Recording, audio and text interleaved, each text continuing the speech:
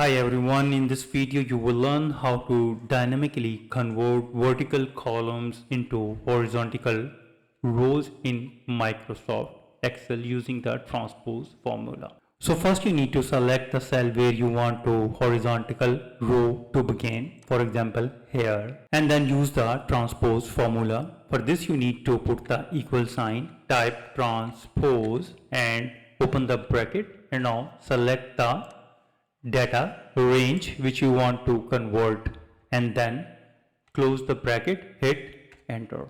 So this link keeps the horizontal row updated automatically if the original vertical column change. Like for example, if you change the number to the 250 and the number will be changed here as well. So this is the benefit of this transpose dynamic formula. So master this essential Excel formula to keep your spreadsheet layout flexible and automated.